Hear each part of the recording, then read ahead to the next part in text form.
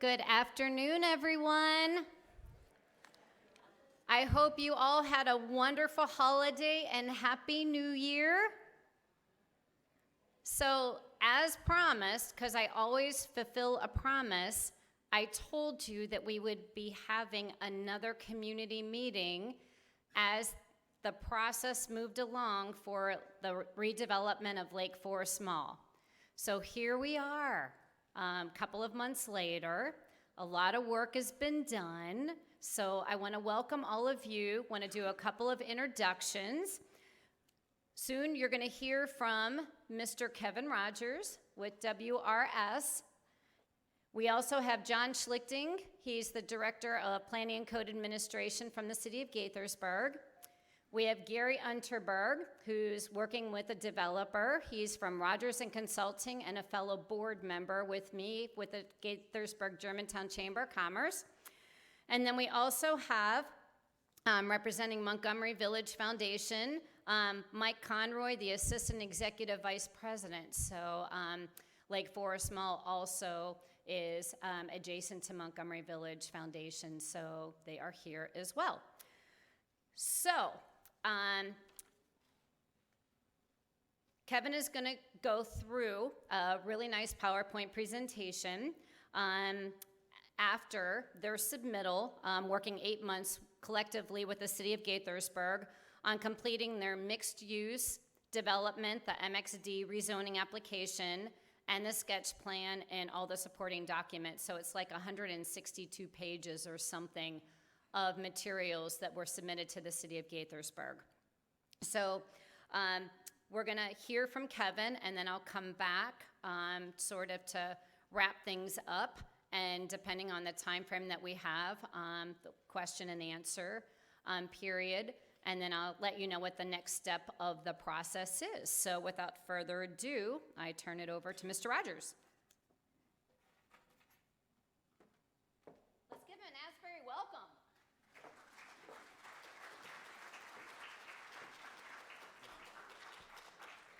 Thank you. It's nice to be back and see all of you again. It's may seem like a never-ending journey to see the mall redeveloped, but we are much closer to seeing the moment in time where there's a wrecking ball out there and something new and exciting is constructed on the 100 acres across the street. I was for lack of any better place to start, I'll share a 2-minute story with you that I shared with Michelle. We had lunch earlier.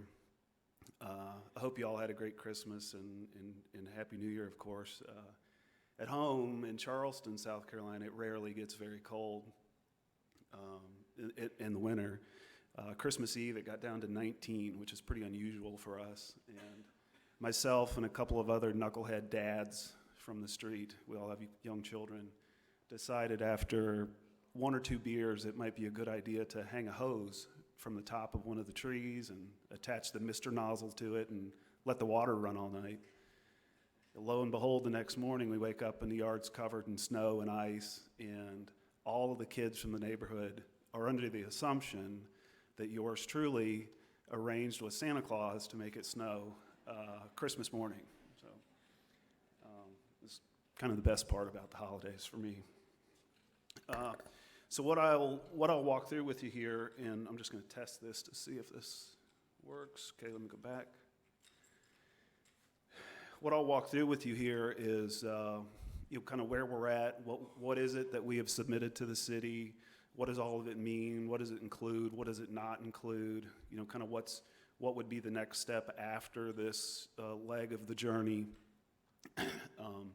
What we have submitted to the city after 6 or 8 months of, I'll call it negotiations and conversations with city staff, is technically called a rezoning application, which is 45 or 50 pages of words that we prepared in consultation with them, along with a sketch plan. And you might ask yourself, well, what in the world is a sketch plan? I'm going to show you, generally, what, if approved, hopefully early in the spring, what this puts in place is a more detailed layer or a more detailed version of the city's own master plan that they, as you recall, they spent 12 months putting together a 80-some page master plan outlining, the city's vision with the community's input, what should be here, what shouldn't be here, so on and so forth. This is a much more detailed version, if you will, of that. It's a part of the entitlement process. So I'll walk you through all of the submittal materials, explain to you, how it's that 100 acres, if you will, that giant parking lot in the mall is or would be in the future broken down into a series of blocks, if you will. So think of blocks lettered A, B, C, D down through the alphabet. Okay, this block can and should have these types of uses, and that block should have these other uses, and so on and so forth, which I'll show you and walk you through graphically. And I want you to know that we're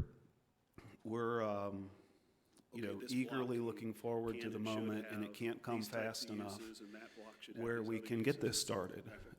And as many of you know, I said this last time I was here, a lot of you have my direct phone number, my email, my cell phone. I hear from a lot of you at different times. I want you to feel free to continue to do that because your input is important. I'd much rather hear it early on and try my best to address it rather than hearing it at a public hearing where we haven't had a chance to maybe properly address it. So let me skip ahead here a few pages.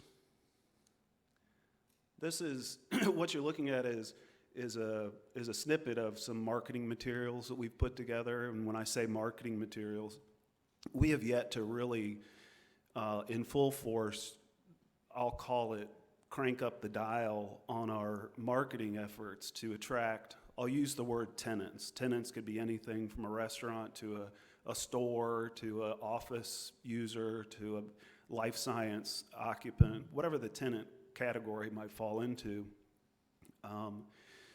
We are really just now getting to the point where we're going to start turning the dial up on that marketing effort to really, really, truly get out and beat the bushes to see who are the best and brightest users we can have here across the entire development.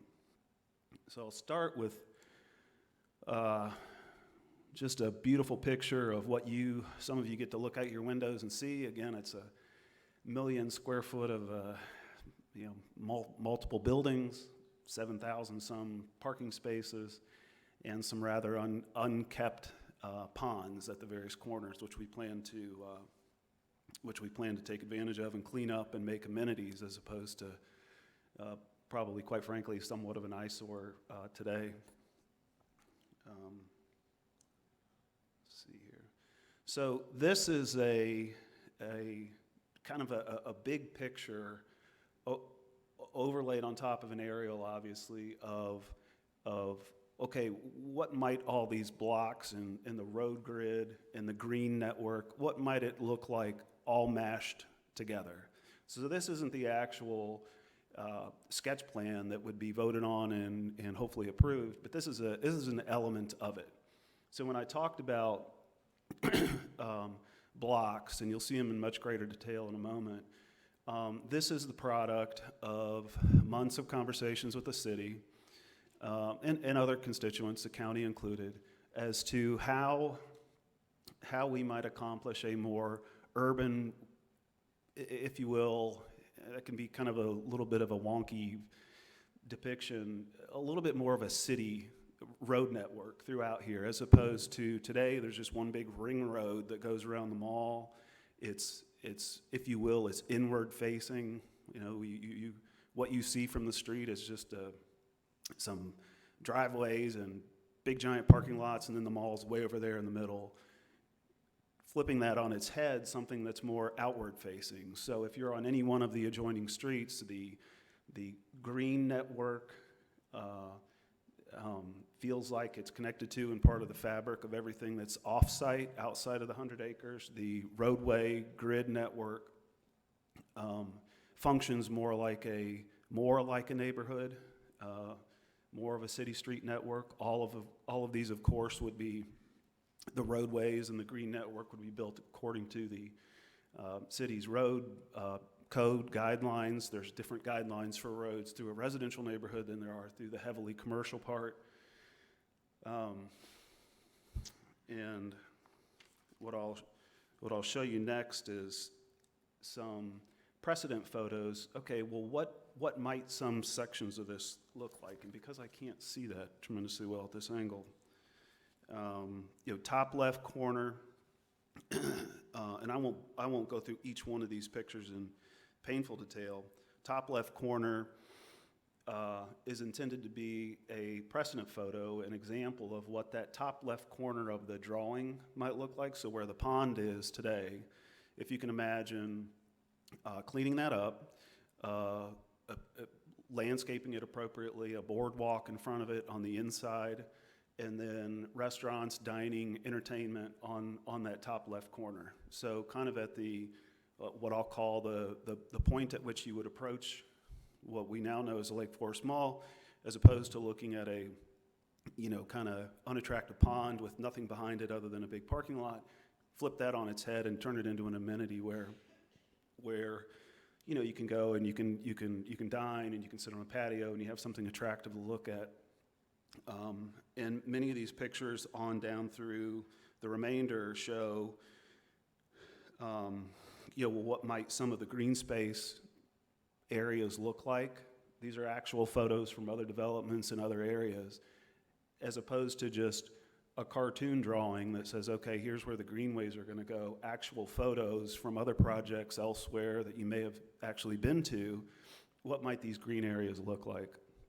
And so on and so forth, sort of down through that photograph.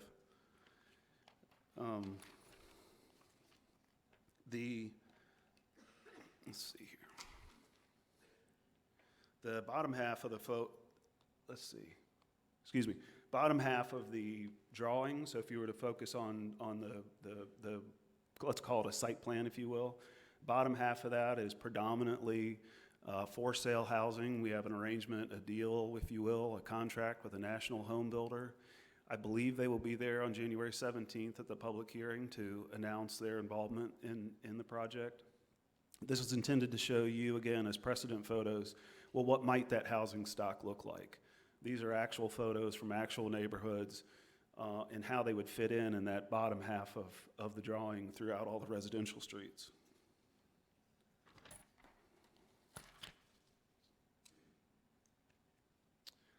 Okay, so we get a little bit more detailed here. This is intended to show you, the lettering system, and you'll hear more about that in a moment. The lettering system, which is attached to the zoning application, says in words, in text that we've submitted to the city, okay, the thing that's labeled A or B or C, here's the range of uses that each of those individual blocks can have. So in the submittal to the city, and you can find all this on the city's website, there's 45 pages that we drafted that go into great detail about the types and range of uses that each of these blocks would be allowed to have. So this shows you a little bit greater detail on the green network. The master plan that the city passed and spent considerable time thinking about stipulated that this redevelopment should have 35% of its land area as green space or open space. Rough math is that's about 35 acres of the overall 100 acres. What you see here is a bit in excess of that. So I think this is about 38 acres of green space that you see here. So at present, it looks as if we're going to be exceeding the requirement for green space and open areas. The intention here, as you can see, is that the green space is not just a blob of green space in the middle, but rather it's spread out and connected to all of the outward-facing points. So whether you walk across the street from here or you come to the project from wherever, Montgomery Village or Cider Mill Apartments, The idea is that you step onto the property and you're involved in the green space network. You're involved in the sidewalks, the pedestrian connectivity all throughout the entire development. Let's see. What this graphic is intended to show you, all of the areas highlighted in yellow outside of the mall. This is not us making a prediction that these areas will be redeveloped. Some of them we know, some of the properties colored yellow outside of the mall property, we're aware of desires by those property owners to redevelop them. What this is intended to show you is that when we create that integrated road network throughout the mall and kind of remove that donut hole that sits on this side of 270, which is the mall. It's this big donut hole that everyone has to drive around, no one wants to walk through.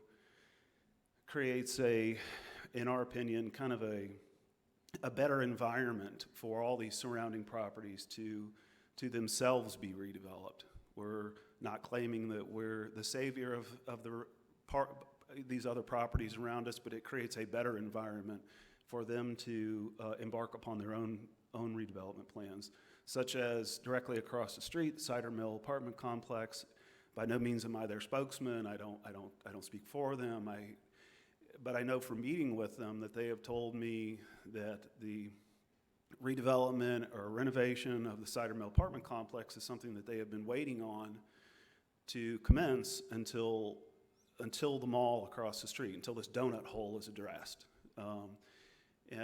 What their timing might be, what their renovation might look like, I have no idea, but it's something, and that's good for the neighborhood. That's good for this side of town. And then obviously we've included the fairgrounds. I mean, the fairgrounds went through their own master plan, sketch plan and rezoning a number of years ago. Look, whether they do anything or not, I wouldn't know. But again, I think it creates a better environment for all of these neighboring property owners to pursue their redevelopment plans.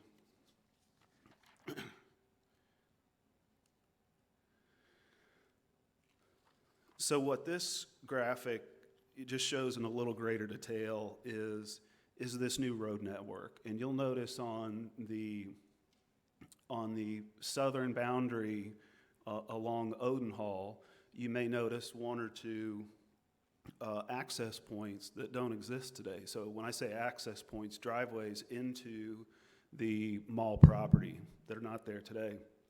The intention of that is to create an environment, once again, where it's more likely that, say for instance, in the example of anyone living here at Asbury, there is a greater likelihood that Asbury could take advantage of a new direct entry point into this 100-acre redevelopment where one today might not otherwise exist. So new connection points. The prior drawing showed how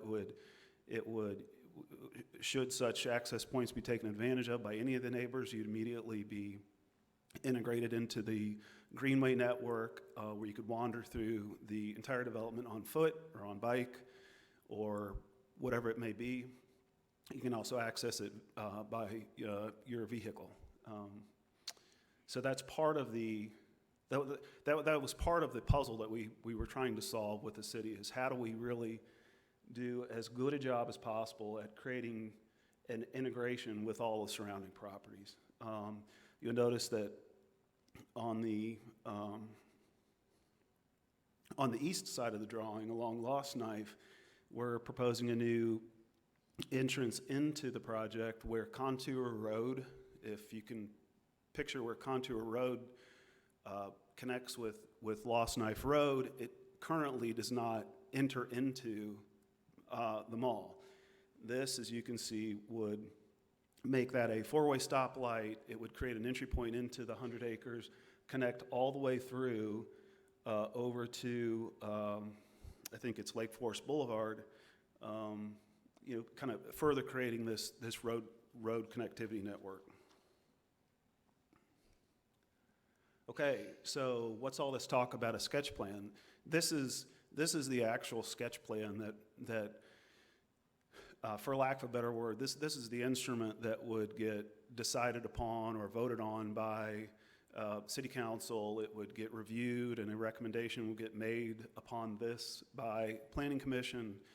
They will undoubtedly have comments, suggestions, tweaks, or changes to it.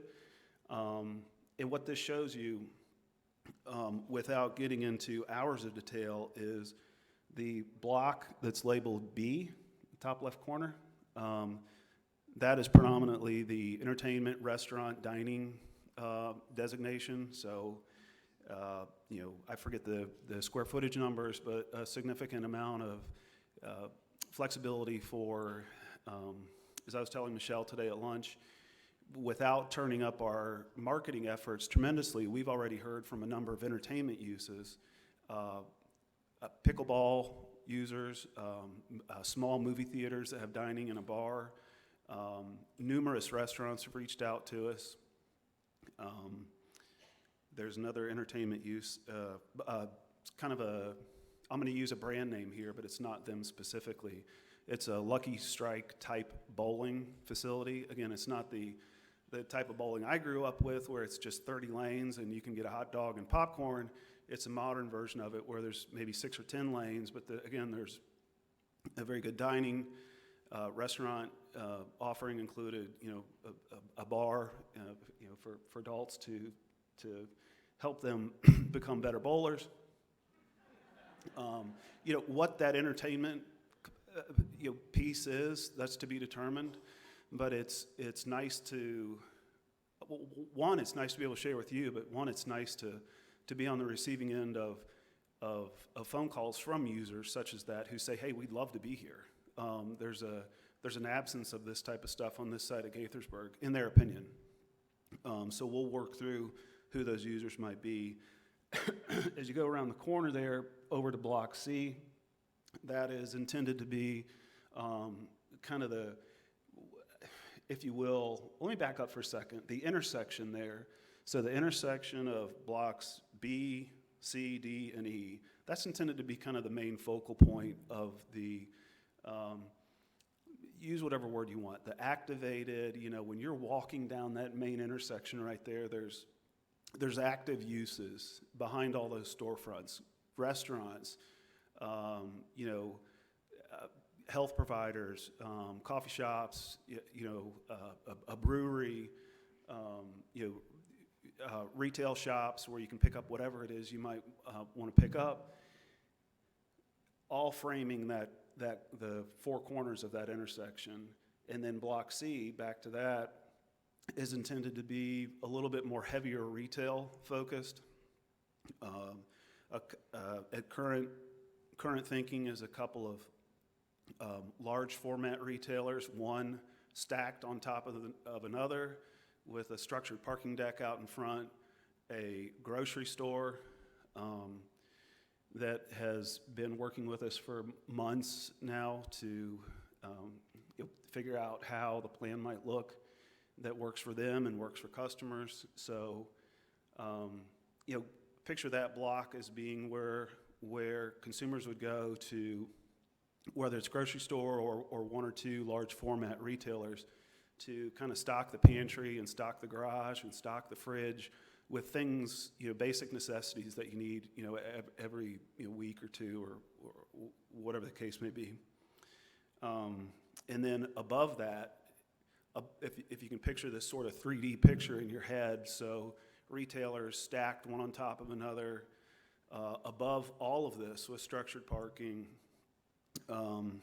our working version of a plan contemplates apartments. So for rent apartments up above all of that stuff. So around, surrounding it and above it, so that to the eye, as you're driving by, you don't look at the wall of either a parking garage or a larger retailer or even, quite frankly, a grocery store, but what you see are residential dwelling units.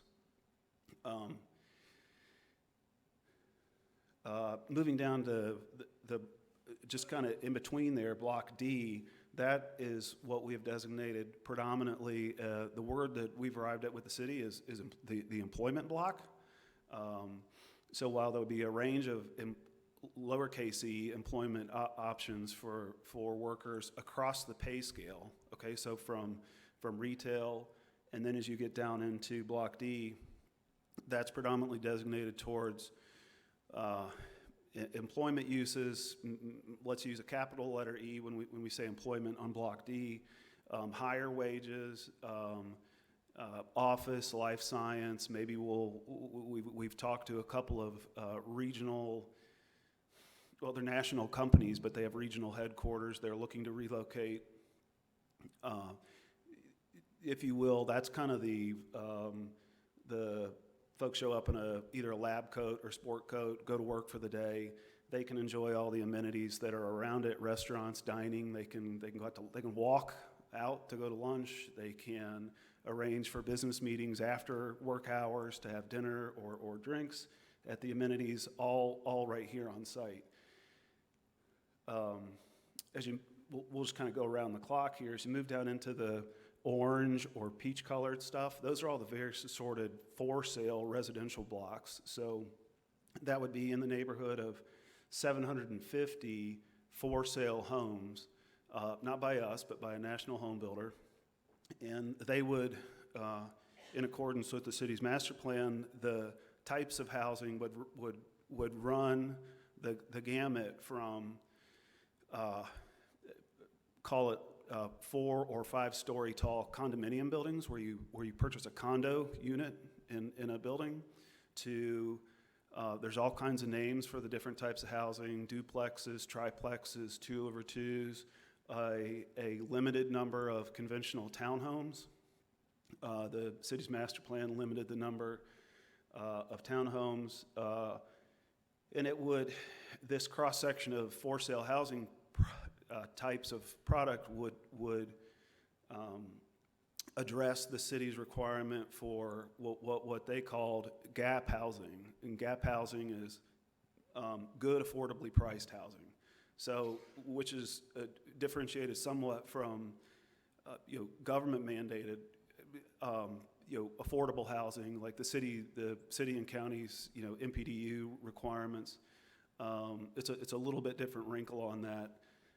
But it would cover all of the different categories of for sale housing, such that the intention and what I believe will get delivered is not only are there employment opportunities across the pay scale, but there are for sale housing units available across the price spectrum, okay, from not terribly expensive to maybe the limited number of townhomes that are a little bit more expensive. And then, of course, the for rent apartments, which will be scattered across the project.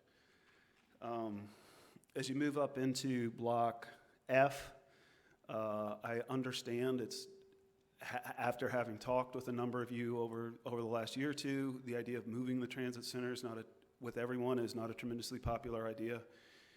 It's something that the county is desirous of doing. It's something I believe the city supports. There's ample language in the city's master plan addressing the relocation of the transit center. So what we are creating now is the environment where on that block labeled F, and that's, Russell Avenue, along Russell Avenue, a new, if you will, modern, spiffed up transit center that can accommodate more buses and formally accommodate more parking for those who want to park and then ride, that would all be conjoined into a, if you will, a structured parking, a parking garage. They'd be on the bottom floor. Up above that would be other uses. There's some entertainment, there's some retail, there's some idea of potentially, more apartments being up above that. Something would be up above that. It'd be new for the county's bus transit system. They don't exactly have an example of that in their inventory of transit centers, but it's the model of what they want to try and move towards. And And I guess this may very well end up being the first test case for them. For us, the transit center is a nice amenity to have. It's good for employees, here. It's good for employees on our redevelopment and the surrounding community. And certainly a more modern version of it, and we will get it right, and working with the county, I think would be a nice feather in everyone's cap for the city, for ourselves, for the county, bus system, to point back to when it's constructed and say this is the model for how this ought to be done going forward. And then lastly, moving inward, that Block E, again, is intended to be, I'm sorry, I shouldn't say intended. The way the application is prepared is that Block E can be somewhat flexible. It might be more so employment with some retail framing that main corner, or it might be less employment and more retail, depending on the demands of the marketplace. And again, with a parking garage, structured parking embedded inside of it, and either more apartment rental units, above it and wrapping around it, or other, non-retail uses stacked up above it and around it. So this is the page that you, should you attend the public hearing, I think that you'll see up on the screen, I would imagine, with most of the questions being asked about it, because this is, for lack of a better word, this is the thing that the city would ultimately vote on and approve. Maybe they approve it with some conditions, what have you. It sets in place the framework for, okay, we had the city master plan, which is still in place. It just spends 85 pages talking about this broad vision of what should and shouldn't be included across the entire 100 acres. This drills it down into much greater detail. It creates this road network. How is the green space going to look? In terms of how is it configured? Where and how can all of these various sort of uses, where are they most appropriate and where should they be located? That's what this sketch plan puts into place after that. So let's just say this gets, knock on wood, let's say this gets approved by the city council in early spring. We would then go into a phase with the city staff and planning commission of working out much more detailed, they call it schematic development plan phase, where we have architectural guidelines, we see where buildings are going, how the parking structures are going to work, much greater detail on the landscaping, much greater detail on everything. This sets in place the framework. The next phase is a very detailed body of work that if it's next spring that this gets approved, that next phase may take another, I'd love it to take a month, but it probably would be 6 or 8 months beyond that to get all these detailed drawings and architectural guidelines put in place and agreed to by the city. Okay, should be. Some people are interested. This is part of the submittal we made to the city. We hired a firm that's known nationally for doing what might be called fiscal impact analysis. We actually had them do 2 reports. One was an analysis of the demand within the marketplace for a whole host of different uses, from office to life science to housing to apartments to retail. So we had them produce that demand study.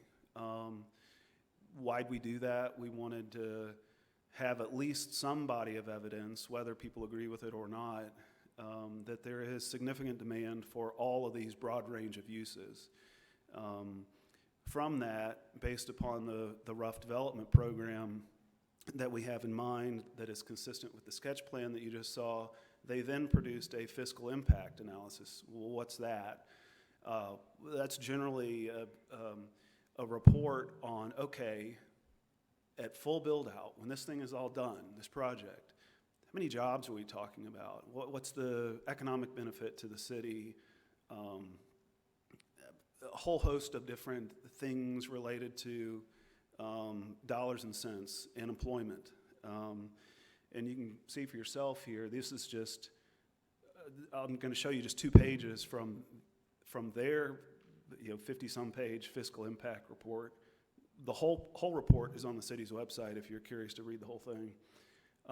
That at stabilization, or when the whole thing's built out, over the course of the 20 ensuing years, it should amount to $100 million in revenues to the city, and that's real estate taxes. They get a bite of income taxes from people living here. That's every other kind of tax and fee and everything that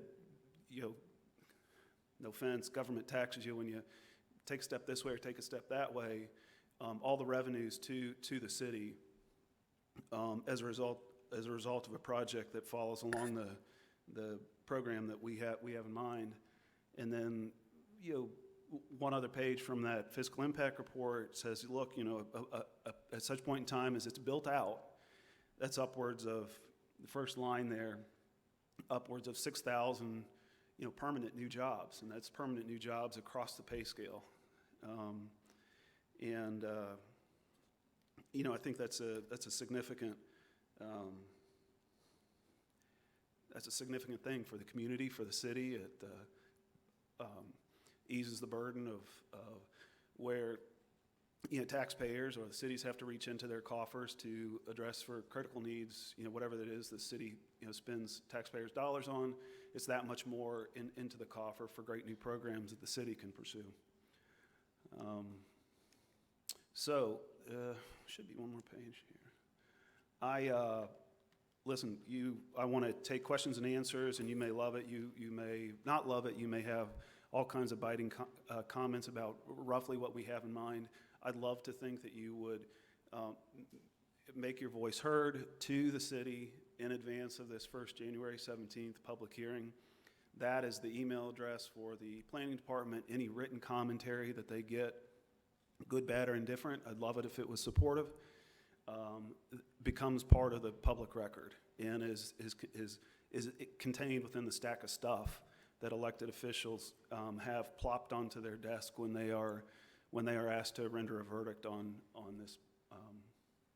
this proposal that we put forth. So that is, I'm sure there's some things I've skipped. Gary is probably sitting there taking notes about a dozen things that I forgot to mention, but happy to take questions if that's okay, Michelle.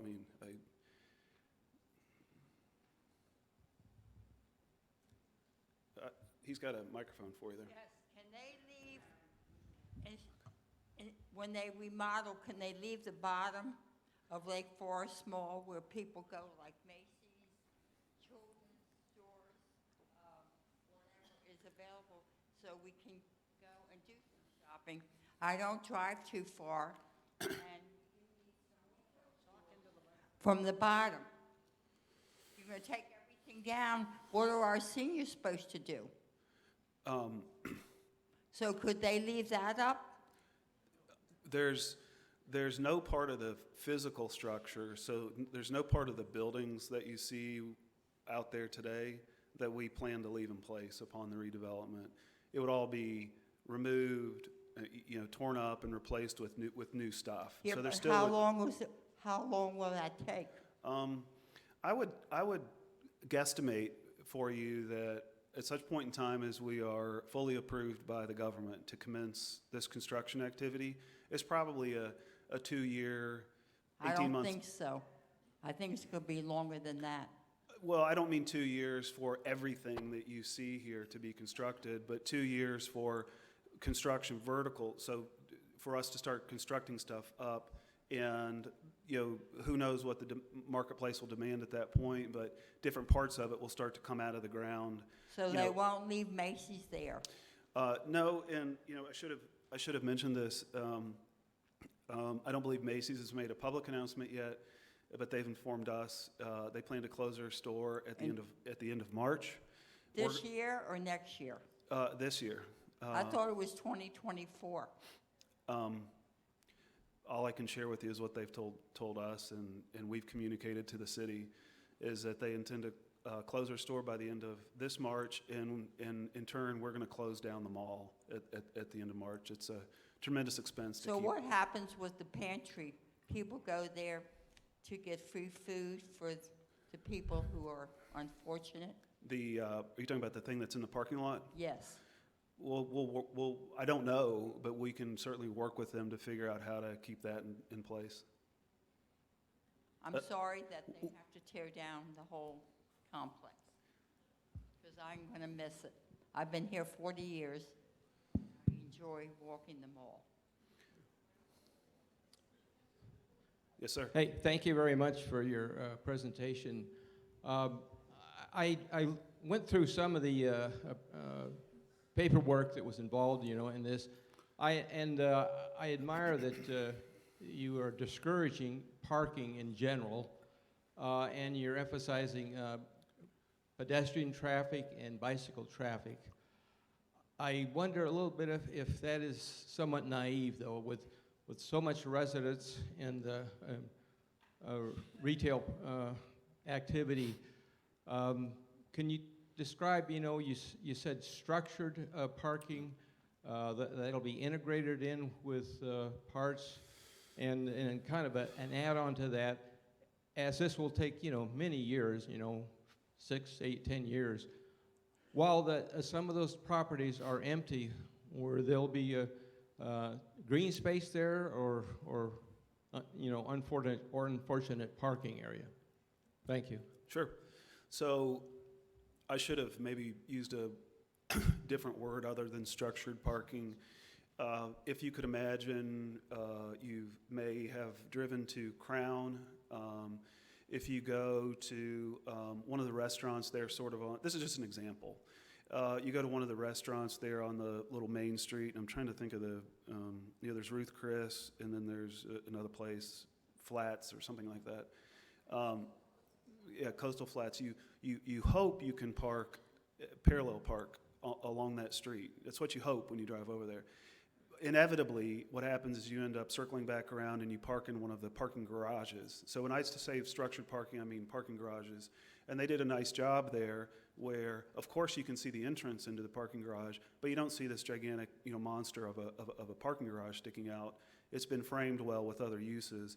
And so internal to all those other uses, there is a parking garage where, maybe to be more specific, we can't just build, whether it's office or life science or retail or a grocery store, one, without meeting the city's code requirement for the number of parking spaces that are required.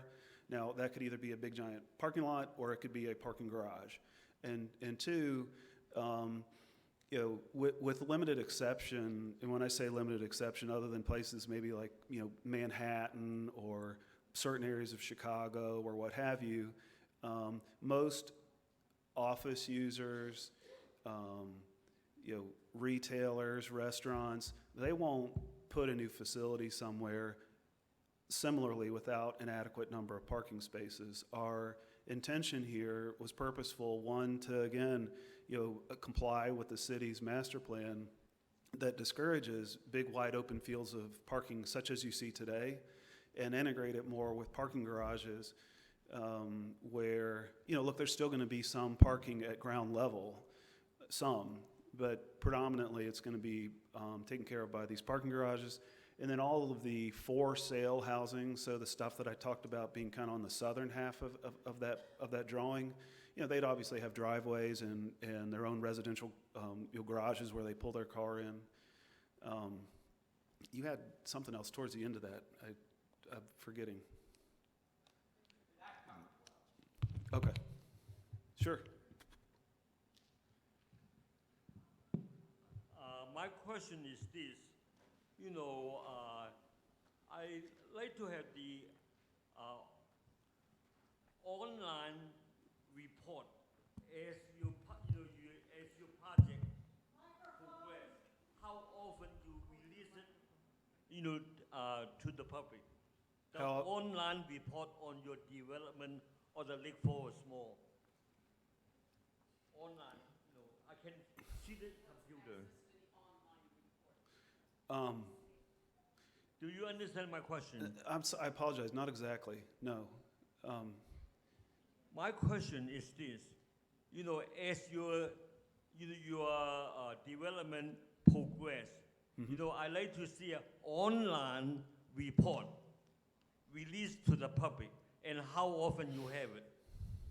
So if I heard it correctly, you'd like to see us have something online. I want to be familiar, Yeah.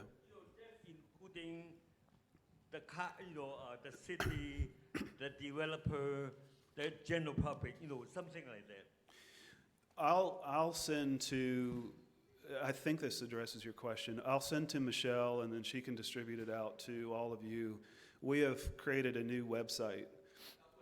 Yeah, we just turned it on this week, actually, and I don't remember the name of it. I think it may be as simple as newlakeforest.com, where we posted these images, and we have a place where we can continually update it. And although the city will probably have their own project website that has updates, we will have ours as well. There's a place for people to comment. There's phone numbers where you can reach out and call and email and all that kind of stuff. So if that's what you're talking about, I'll make sure to get that website address to Michelle, and she can send it to you.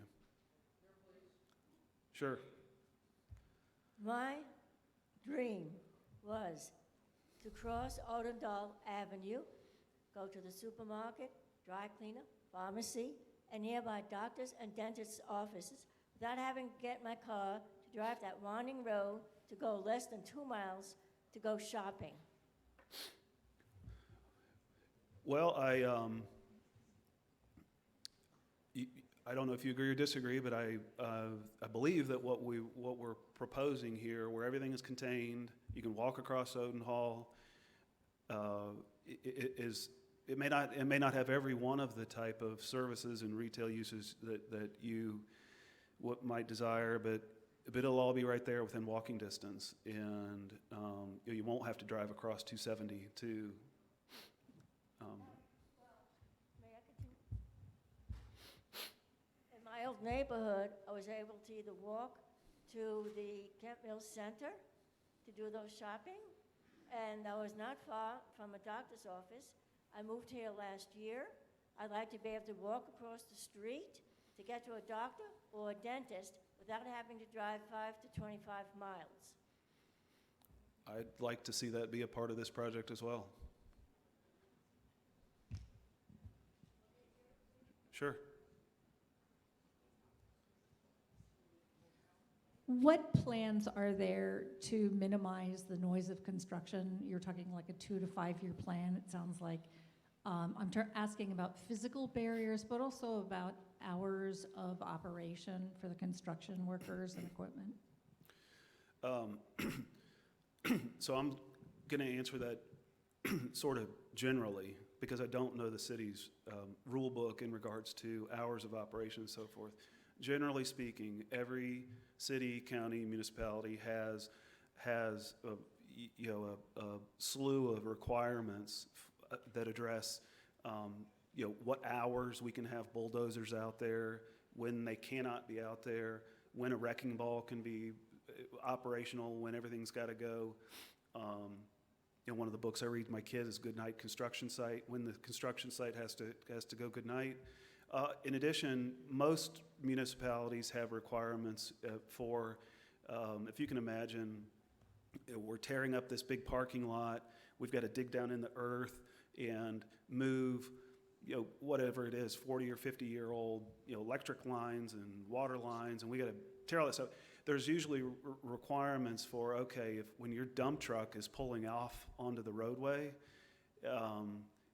you got to have a station there where that dump truck has to be kind of hosed down before it can pull off onto the roadway. Now, I don't know if that's part of the rule book here or it isn't, but I can tell you that our intention is to do it right and be a good neighbor, because even if it's not part of the rule book, the last thing we want is having, how many people are here, Michelle, 1,500 or 2,000 2,000 people burning up our phone lines and the city's phone lines and screaming about us being slobs. It's not what we intend to do. So that's a very general answer. I have a couple of questions about how long do you think it will take you to get the permits or the approval of the city? And once you have that, how soon will you be able to start construction? And then what's the timeline or the process for the deconstruction? Do you take the mall down first? Do you take the macadam up first? So this is me speculating in terms of I call it the entitlements, right? The permits, the permission from all the government agencies to start this, to carry it out. It's not just the city, it's predominantly the city, but there's permits from county, from the state, from you name it, that we have to obtain. I would hazard a guess that is easily an 18-month process from say today, before we would commence construction. The first phase of construction would be tearing the mall down and ripping up the parking lot. There is a vehicle, a mechanism, an agreement by which we could, if the city found it beneficial to them, we would be willing to enter into with them that could potentially take 6 months out of the construction process, where we could start demolition of the mall much earlier than we otherwise would. We can't, as I was talking about, there's no scheme and or anything. It's just the reality. We can't tear the mall down and eliminate this 1 million square foot asset that we have. Despite me telling you that we're going to close it down in March, there's enough retail interest. We could fill it full of stuff today. It's not what we want to do. But if for some reason the wheels come off of all this, we have to know that mall is still there and can be filled back up with users if all the wheels come off. That's a dark place that I don't think we'll ever find ourselves.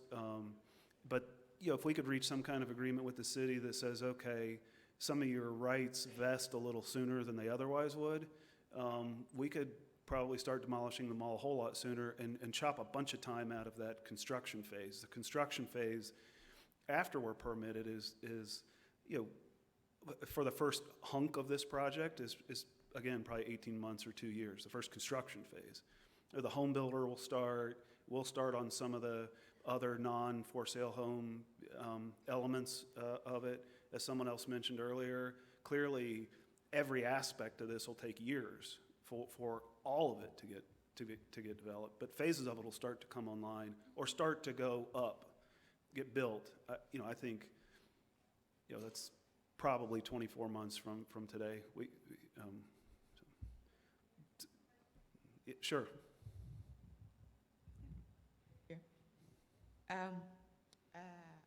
I have two questions. First is if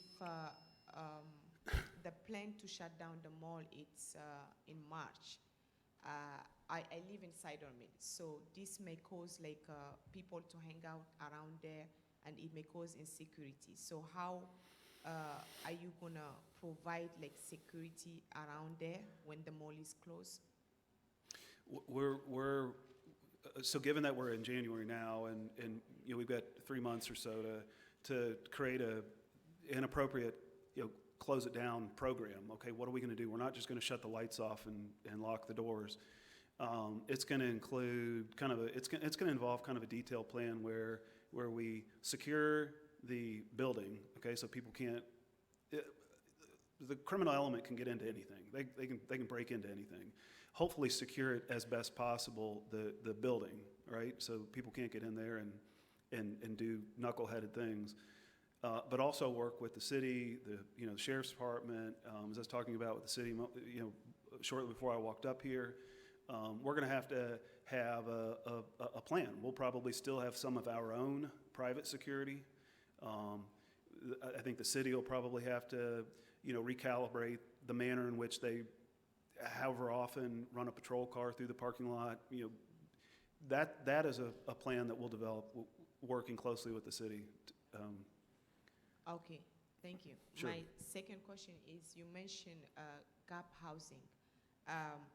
what is the percentage of affordable housing in the proposal? So, so gap housing as defined by the city is one thing. It's a range of price points and different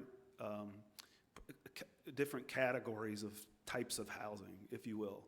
That's not in the traditional sense of the word, affordable housing, like I forget if it's the city or the county or vice versa, the city's MPDU requirements, which we are subject to, which is different than this gap housing. So 7.5% of our housing stock, all of it, the apartments, whatever the for sale housing has to be, workforce housing, and 7.5% of it has to be, by the more traditional definition, affordable housing.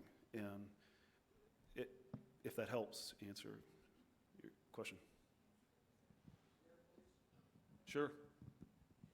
I can't be the only person here, sitting here wondering, nobody's mentioned Asbury.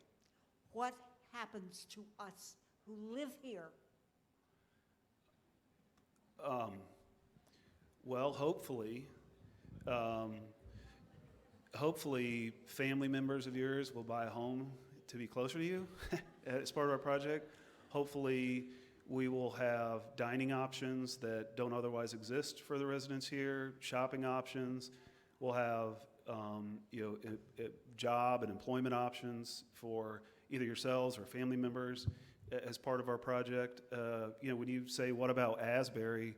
That's why I'm here, is to hear any specific concerns, and it's why I've come before. And look, you guys are not just a neighbor. There's office buildings that are neighbors. The office buildings are not occupied by people who live there and vote and pay taxes. You guys are a big neighbor that has a loud voice in the city, and we want to be a good neighbor. And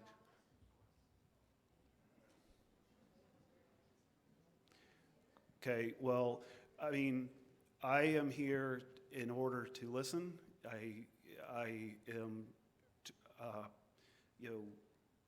I have asked for your feedback. Last time, I am asking for it again. I want to hear the specific concerns and things that you think you want to see here. That's why I'm here. Yes. I think the road plan that you've put together is very good. I'm wondering, though, when you say that 1/3 of the area is devoted to green space, it looked on your map like that included the reservoir across on the other side of Russell Road. Is that correct? It is. That's part of the 1/3? It's part of the 35% requirement from the city. 35%. So you're talking about the letter A? Well, I can't see the You're talking about the letters from top here. left corner, I Yeah, think. top Yep. left. So it is, that's about roughly a 7-acre Yeah. hunk of land there. That's not really an accessible area to anybody. I had envisioned green space as being some open space where people could gather, to meet friends, or kids could play or something like that. And what about bicycle paths through this area? Yeah. The roadways look good, but Montgomery County, not Montgomery County, but Gaithersburg itself is very poorly developed for bicyclists. And, there are some residential areas surrounding this mall area. What about bicycles? What about recreation areas? So, within the main part, Yeah. because that reservoir is not really accessible or recreation area. It's someplace where the water to go and the geese can settle. And, that's fine, but it's not recreational area or green space within the developed mall, the mall area per se. so I would, I can't not agree with you that parcel across the street is tough to get to, and it currently is being used in large part without the private property owner's agreement, but is currently being used as stormwater runoff not only for the mall, but for the Montgomery Village Avenue. It's being used for statewide stormwater credits by the city. It's being used by a whole host of different people. They don't really have permission to be doing it, but they're doing it. So we can't really do anything with that corner other than clean it up and make it look better and hopefully make it more visually appealing as you drive by. Inside the remainder of the property, this is a product of a lot of conversations with smart people at the city and our planners who said, okay, here, let's take the rest of the 35%, everything else, and figure out how to distribute it in a thoughtful way throughout the remainder of the 100 acres with, Gary, correct me if I'm wrong, but I think the city's road code requires, pretty ample, wide sidewalks that would accommodate bikes, a width that's comfortable for whether you're riding bikes or you're walking. In addition to, we get to set the speed limit within this development. Now, I say we get to set it. We don't just arbitrarily do that without talking to folks at the city. So whereas other developments that are roughly similar to this, you may feel safe riding your bike in the roadway network throughout these other developments. I think what you'll find is this will be a development where you feel safe riding your bike because it's a low vehicular speed limit. You'll feel safe riding, in the street if you don't want to ride, on a sidewalk. So. Has a traffic analysis been made on the impact of the businesses and housing here on the surrounding roadways? The full traffic impact analysis has not been done. That can't be done until we get into the more detailed schematic development plan stuff that I was talking about. Like, just mechanically, it can't be done. We have, however, put together if it's these amounts of uses, houses, office, retail, restaurant, it should therefore produce roughly about this amount of traffic at all these different access points. We have, I believe, agreed, our traffic consultant has agreed with the city on what outside intersections need to be studied as part of that traffic impact analysis. So if you can imagine, not merely just the entry points into this 100 acres, but other intersections outside of there, how might they be affected? I believe that we've reached an agreement with the city on what other intersections and roadways need to be analyzed as part of that full traffic impact analysis. It'll be weighed against the traffic that would otherwise be generated in a 1 million+ square foot mall. So if that's gone, what might the trip generation look like from this project versus a 1 million square foot mall? But that's down the road a little bit. If that.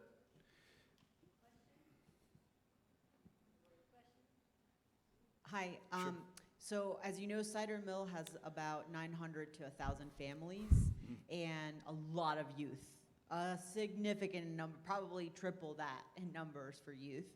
And I didn't hear anything in your plan related to a community center or anything that could be maybe like a government building, and I'm thinking more of the downtown Silver Spring area where they have that Silver Spring Civic Building and the library and all of that. While we do have the library for youth to go to, the complex that's most accessible would be that area. So is there anything that maybe was missed in what you're proposing? I don't know if it was missed or not, but I can do my best to address it now. Let's see here. So I can't stand here and read you like the whole 50-page zoning application that we submitted because one, you'd fall asleep, but two, there's just not enough time in the day. It is posted online. What you would see here over on that right-hand side where there's a box with a bunch of words, text over, so there's a box for each block. And what it allocates for not every one of the blocks, but for many of the blocks, is an allotment of civic space. What that civic space, whether it's something for the youth at Cider Mill, or, I mean, I've heard, without exaggeration, 18 different ideas for what the civic space should be, what all it should encompass. What it ends up being will have to be the product of further conversations with the city and listening to the neighborhoods, and because if there's 18 different ideas, we can't do 18 different, in all likelihood, 18 different meaningful civic uses. But the manner in which we've tried to set this up is so that it can find itself located in a number of different places. But what the thing is something we're going to have to work with the city on.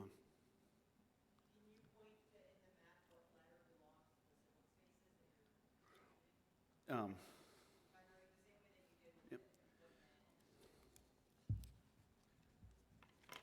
Just,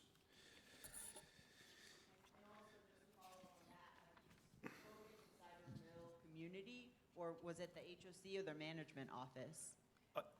that last part, ask me that again. Something. Oh, you mentioned that you spoke to Cider Mill. Did you speak to the management office or HOC, the owners of Cider Mill?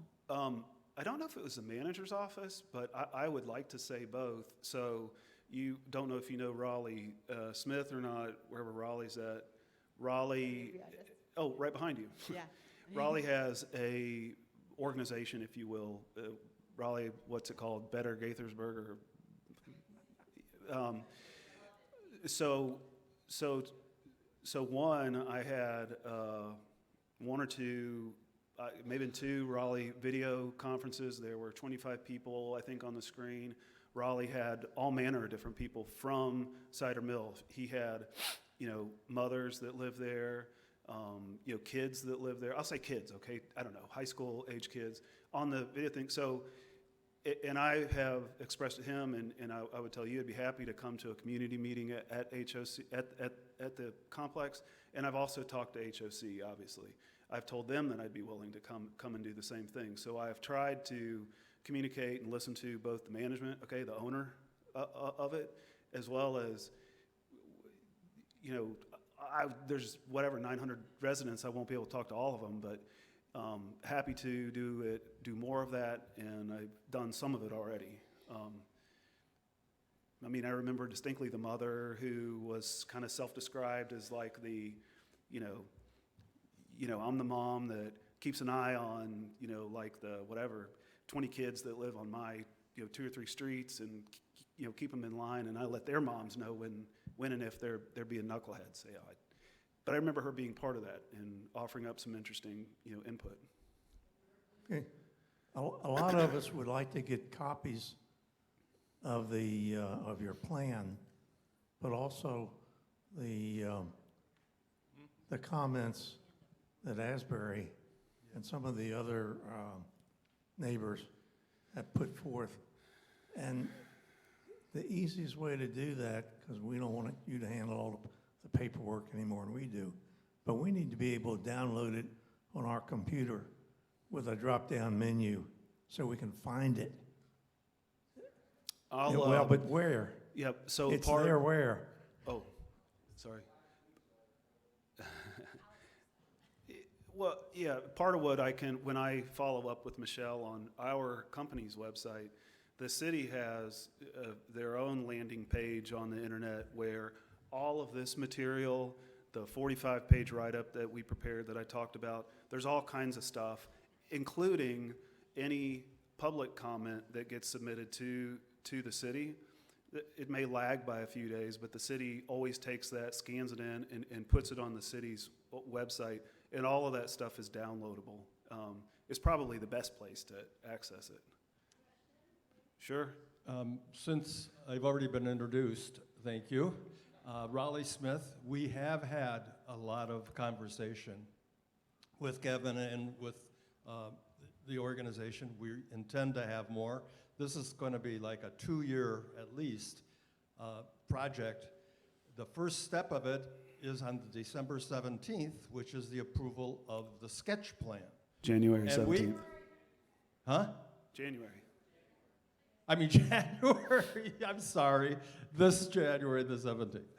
And we want to prepare a testimony for that, And we want to have, and we have a team that is going to do this. This is under the Beloved Community Initiative, the Greater Gaithersburg Beloved Community Initiative, who works with the children and the mothers and the families in the around, and with so many of our own people who are really working in the community.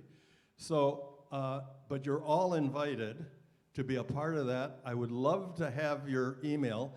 I have all that, and I can give you links right now. Well, no, not right now, but I can give you links and show you the plan very carefully so that you can really look at it.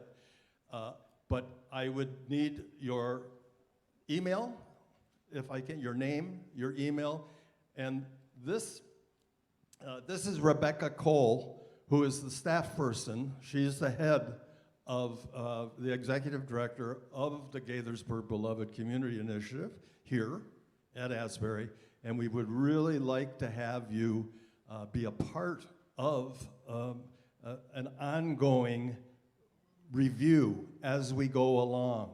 The first step is preparing testimony in relationship to the rezoning. We want to talk about that and how that's going to be done.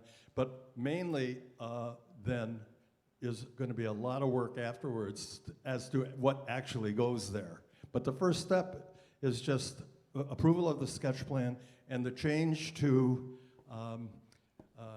of the zoning, so it is mixed use, which all of us are for, but and it will service, and we want to be able to service. We'd like to see housing for workers here, for the associates, that will be available. We would definitely like to have links to the surrounding community. The ways, if you look at that plan, how will people, and this isn't, I don't think, for WRS, it's more for the Department of Transportation, access that and walk across those streets that have lots of cars on them and so forth. So all that's got to be worked out, and this is what that committee or task force is doing. Please give us your name and email, and we will be glad to include you in the ongoing conversation of what we need and what we want, including with Cider Mill.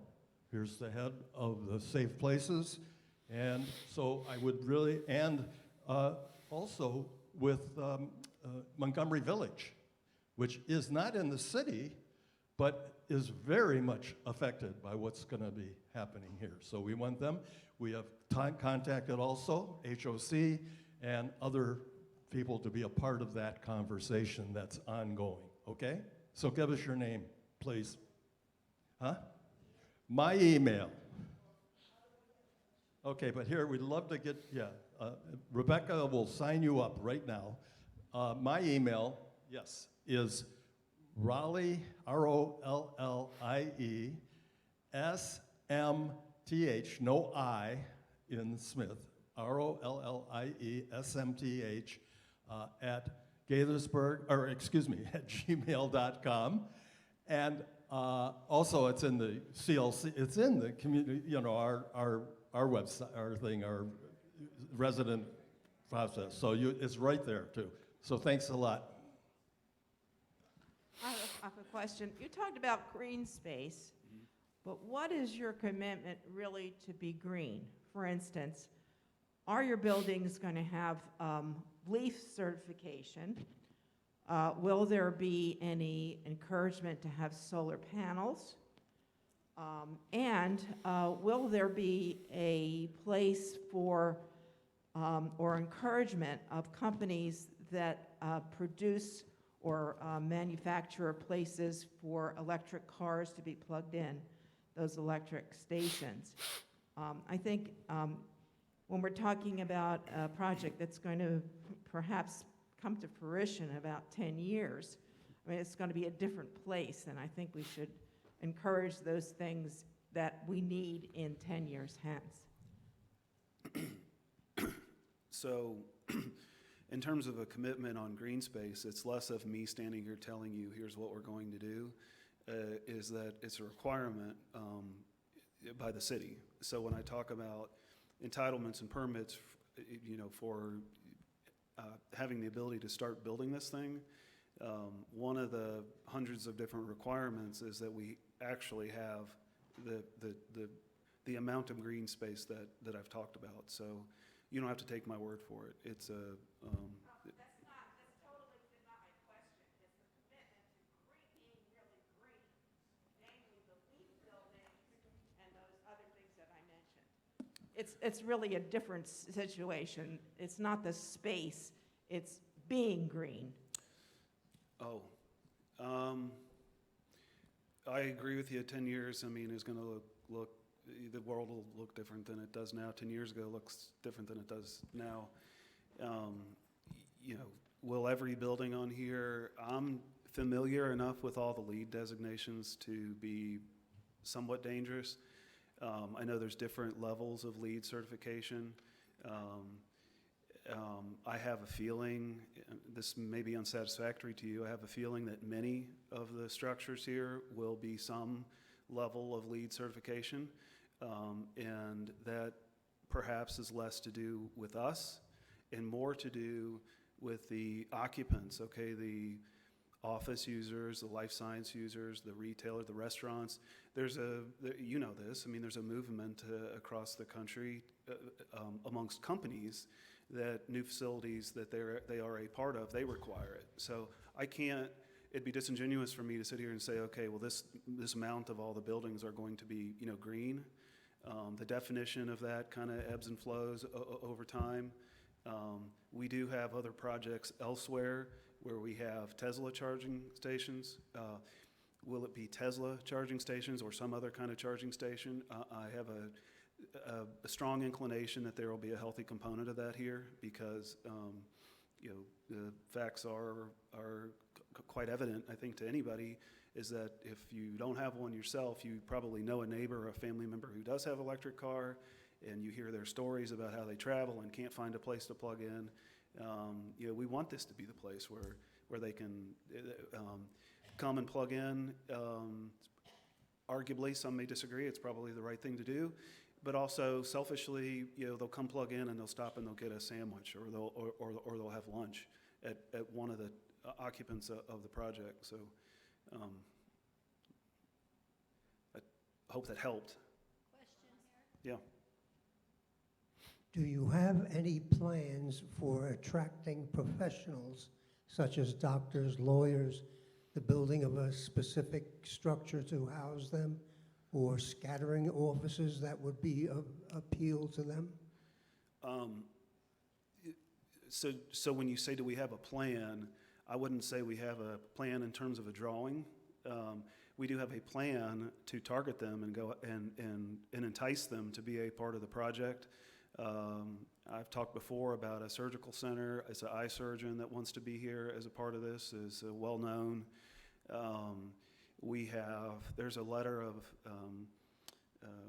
if you will, a letter of support that's been sent to the city. I don't think it's on the city's website yet, from a major, bio, life science, developer who we've been talking to about being a part of the project. So in terms of a plan, yes, we have a separate team of professionals that we've hired and engaged to do nothing other than to go after and find, to the best of their ability, the types of occupants that you're speaking of. We can't make them be a part of it, but we can certainly go after them, and that is our plan. Yep. If you're done with me.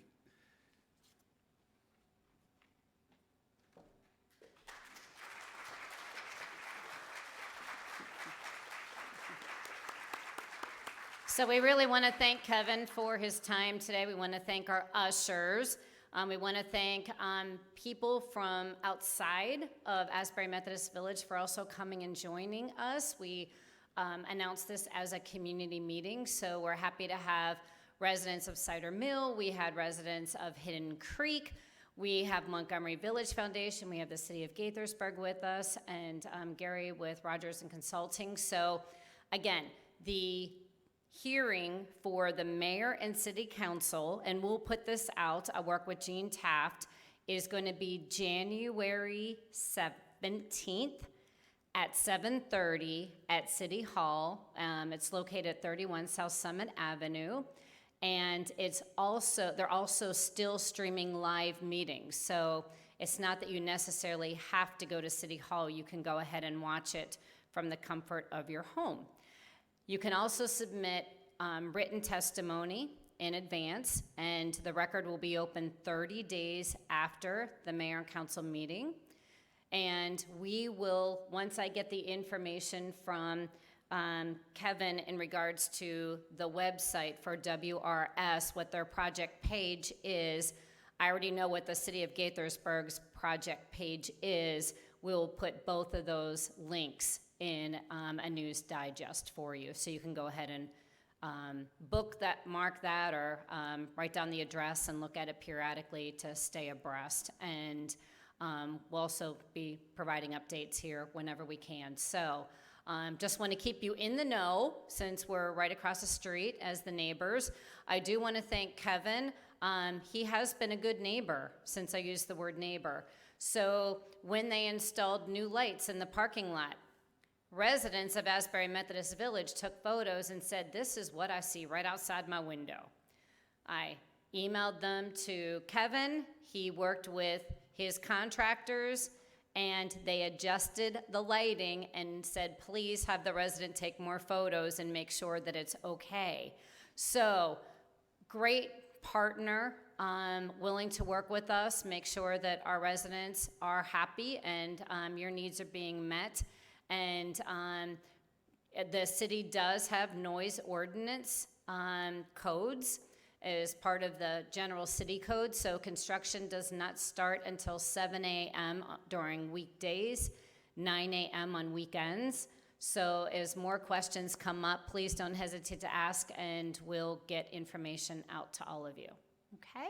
So thank you all for coming. As a reminder, moving forward with Michelle is right here in this theater next Wednesday at, I wrote it down, 1 o'clock. So Wednesday at 1 o'clock, we'll also make sure that that gets out to you in the news digest as well. So put that on your calendar. So have a great afternoon, and if I don't see you within the week, I'll see you next week.